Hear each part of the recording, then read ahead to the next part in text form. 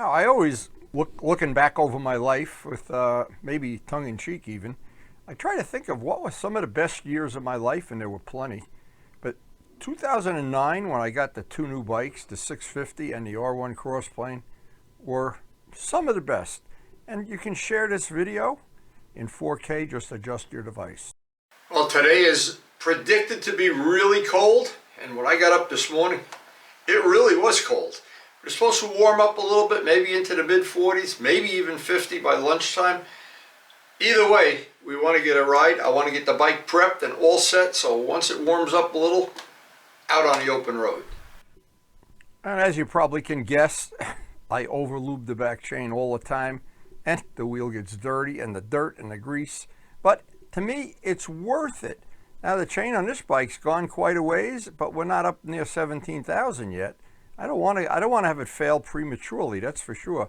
Or in the middle of the winter when I have to change another chain. I changed two already this year. It cleaned right up. A little bit of diesel fuel cleans it right up. A couple of dry rags and just throw them away. And I like to really extra time pre-flighting the bike, checking the air, checking everything. Because this time of year, when you get out on the open road and it's cold out, it's a little more inconvenient if you have a problem than in the middle of the summer. And I always carry the spare, the jumper battery with me and the stuff to plug flat tires. This looks like it might be the last roses of the year. Last rose of summer, huh? Last rose of summer.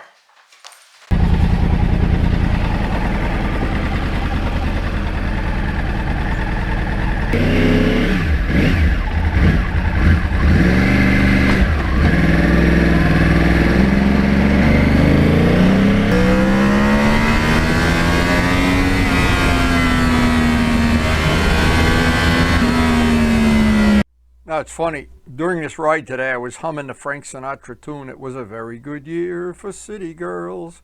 And my grandson, and he's from two musical parents, he plays the piano and he sings.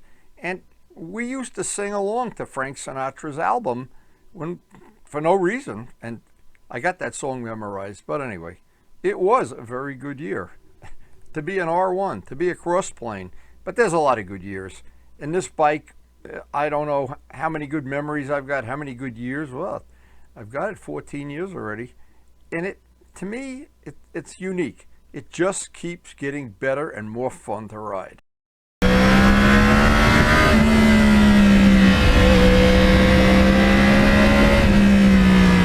And being totally honest, it took me quite a long time to get everything the way I wanted it, to make it comfortable, to make it suit me, to make all my little carbon fiber parts and get it that it is the best of all worlds for me.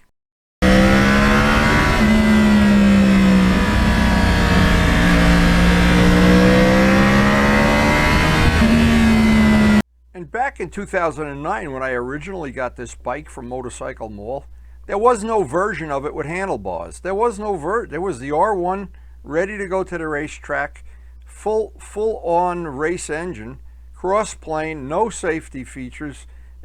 It was very attractive at the time. Now, I wish I would have maybe waited to 2010 for the one with traction control and everything. But you know, now that I have this and it's become my best friend, and there is an element of excitement of having a bike with this much power and being able to just whack that throttle and slide the back end. It is very exciting.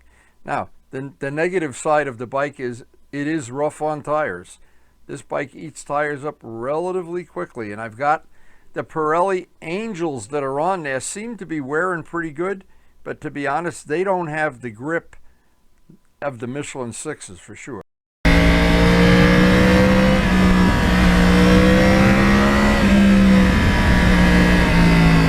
And it's just something about the bike after many years of working on it and changing things and moving things and just fine-tuning it, to have it to this point, it is just an absolute joy to ride.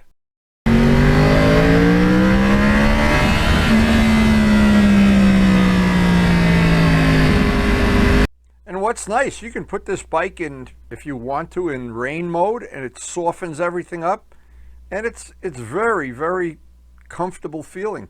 But boy, put it in A mode and you can scare the bejesus out of yourself.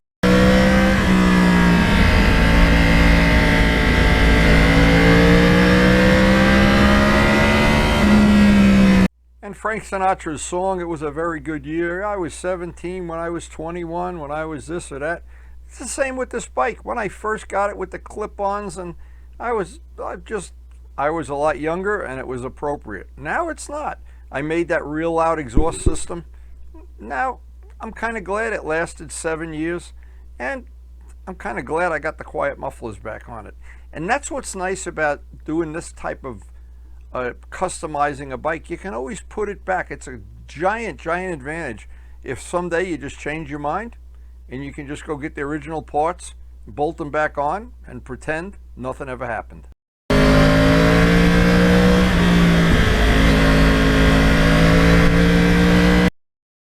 And in '09, Josh Hayes with that unique front end on the Josh Hayes bike that didn't have headlights. It was just so unique, and I went crazy making those headlight inserts, and to me, worth every minute.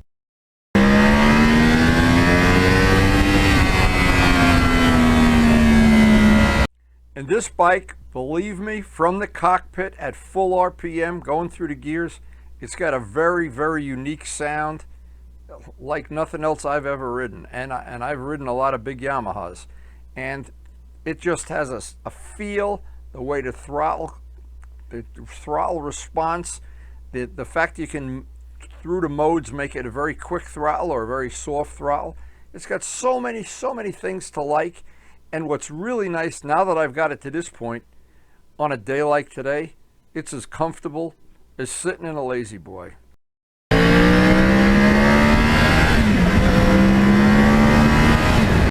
In this area where I ride, I call it the Bermuda Triangle. I do love not having cars in my field of vision or cars in the mirror. Very low law enforcement and beautiful scenery. And a few downsides, that there are deer in the area and a lot of leaves, and the roads can be slippery when they're damp. But other than that, I have enjoyed every minute.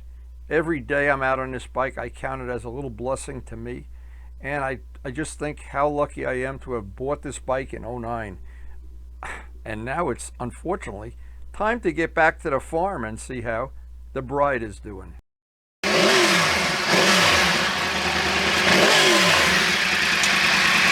Well, I'm not sure it gets any better than this. This was just a wonderful day.